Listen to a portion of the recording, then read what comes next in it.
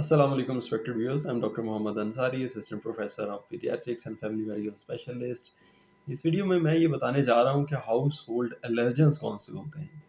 Outdoor environment के allergens की different discussion होगी। ये हम इंडोर एलर्जेंस की बात करने लगे हैं कि कौन से ऐसे मादे होते हैं, कौन से ऐसे पार्टिकल्स होते हैं जो घरों के अंदर मौजूद होते हैं बहुत बड़ी मिकदार में और स्पेशली बच्चों में एलर्जीज़ का बायस बनते हैं। ना सिर्फ बच्चों में बल्कि बड़ों में भी एलर्जीज़ का बायस बनते हैं और उनको किस तरह से हम उनसे तदारुक कैसे हासिल कर सकते हैं, किस तरह से इनको रोक सकते हैं, इन एलर्जेंस की मिकदार घर के अंदर कम कर सकते हैं। सबसे बड़ा जो हाउस होल्ड एलर्जन है वो तो है डस्ट।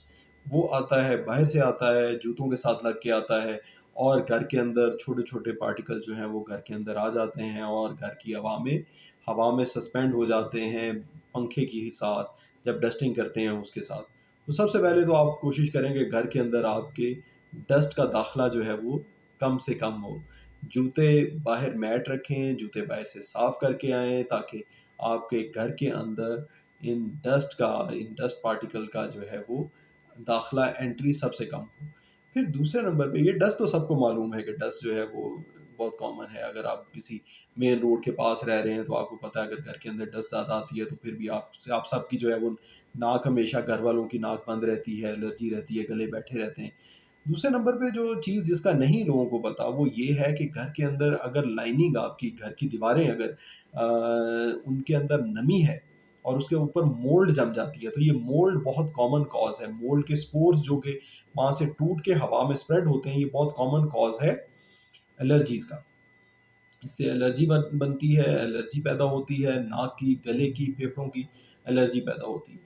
इस मकसद के लिए आप कोशिश करें कि आप एक तो मॉइस्चर, नमी किसी सूरत, सीलन किसी सूरत घर के अंदर नहीं एंटर होने दें और सीलन जहाँ से पे हो रही है उस वॉल की ट्रीटमेंट करवाएँ, उसके ऊपर वॉलपेपर लगवाएँ अच्छा-सा, ऐसा पेपर लगवाएँ जो कि नॉन परमिएबल हो, जिसके पार सीलन ना आए और उसके पीछे मोल्ड ना ग्रो करे।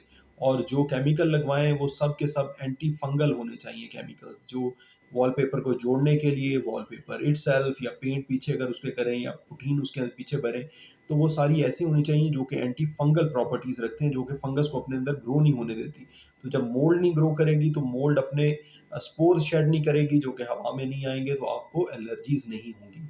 फिर थर्ड नंबर पे मोस्ट कॉमन जो है वो है house dust mites. House dust mites जो हैं वो कारपेट के अंदर रहते हैं, फर वाले फर्नीचर के अंदर रहते हैं, फर वाले बेडिंग के अंदर रहते हैं, आपके कंबल के अंदर रहते हैं, आपके टॉवल्स के अंदर रहते हैं। ये डस्ट माइट्स हैं। हाउस डस्ट माइट्स ये बेसिकली माइट्स हैं, ये कीड़े हैं। ये बहुत छोटे-छोटे ना नज़र आने वाले कीड़े हैं, जो कि ऑर्गेनिक हैं, क्योंकि तो ऑर्गेनिक जो भी चीज़ होगी वो आपको एलर्जीज़ आपके लिए पैदा करेगी। ये कारपेट के अंदर रहते हैं, कारपेट के नीचे रहते हैं या आपकी नरम बेडिंग में रहते हैं या आपके फर वाले सोफ़े के कवर में रहते हैं या आपके फुट मैट के अंदर रहते हैं। तो इन चीज़ों को बार-बार धोना, इनको धूप के अंदर खुश्क करना और इनकी वैक्यूम क्लीनिंग करना बहुत ज़रूरी है। अगर वैक्यूम क्लीनिंग आप नहीं रेगुलर इंटरवल पे करेंगे, तो फिर ये डस्ट माइट घर के अंदर बहुत ज़्यादा हो जाएँगे और ये आपके इनके इनकी शेडिंग्स, इनकी डेड बॉडीज़ आपकी साँस की नाली में जाएँगी, आपके फेफड़ों में जाएँगी और जाके बहुत सारी एलर्जीज़ पैदा करेंगी, जिसमें नाक की एलर्जी भी शामिल है, गले की एलर्जी भी शामिल है, साइनोसाइटिस भी शामिल है और भी बहुत सारी गले की अमराज़ शामिल हैं। फिर थिर्डली स्मोक, हाउसहोल्ड स्मोक। स्मोक जो होती है वो पैदा होती है लकड़ी के जलने से, कोयले के जलने से, बाज़-औक़ात ऐसा चूल्हा होता है, किसी हाइड्रोकार्बन से चलने वाला चूल्हा जो कि चल रहा है, मिट्टी के तेल से चल रहा है या एलपीजी से चल रहा है, वो धुआँ प्रोड्यूस कर रहा होता है, उसकी वजह से भी एलर्जीज़ होती हैं। फिर घर के अंदर मौजूद कॉकरोचेज़, जो छोटे-छोटे कॉकरोचेज़ होते हैं, ये बहुत ख़तरनाक हैं, ये बहुत बड़े एलर्जन हैं। ये कॉकरोचेज़ जब अपनी शेडिंग जो ड्रॉप करते हैं, ये बहुत जब स्मॉल पार्टिकल की सूरत में हवा में सस्पेंड होती है, आपके साँस के रास्ते अंदर जाती है, तो ये बहुत ज़्यादा नुकसान पैदा करती है आपके लिए।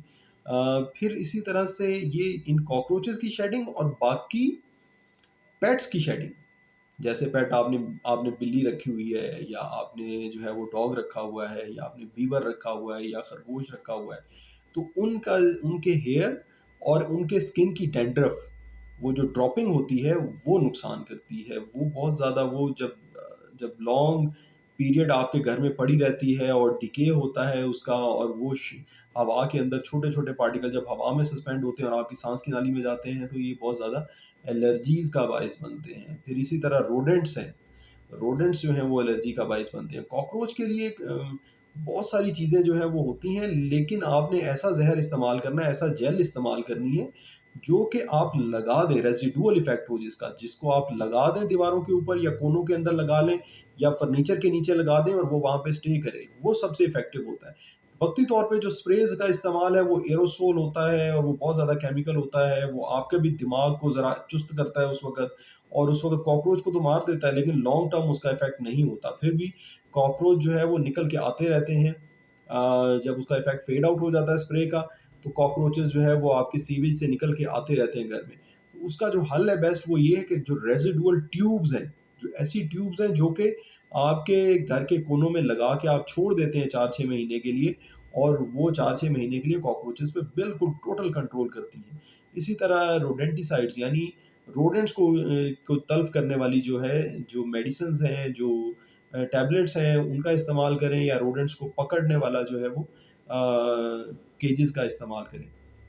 फिर इसके जो जो आपके पेट्स हैं, उनसे अगर डैंड्रफ गिर रही है, उनके अगर बाल गिर रहे हैं, तो उनको, पेट्स को आप रेगुलर इंटरवल पे एवरी थर्ड डे और वंस अ वीक उनको लाजमन एक अच्छा सा शैम्पू शावर दें, और उनको धूप में झाके अच्छी तरह से खुश करके उनके बालों को, और अच्छी तरह से डैंड्रफ और जो शेड, बाल शेड हो सकते हैं, उनको शेड करवाएं, ताकि घर के अंदर उनकी ड्रॉपिंग्स जो हैं, उनके बालों की ड्रॉपिंग और उनकी स्किन की डैंड्रफ की ड्रॉपिंग जो है घर के अंदर ना गिरे, और आप एलर्जी से महफूज रहें। ये थी व्यूअर्स मेरी आज की वीडियो। उम्मीद है आप लोगों को अच्छी लगेगी और आप मेरे चैनल को सब्सक्राइब करेंगे। Thank you very much. अस्सलाम वालेकुम।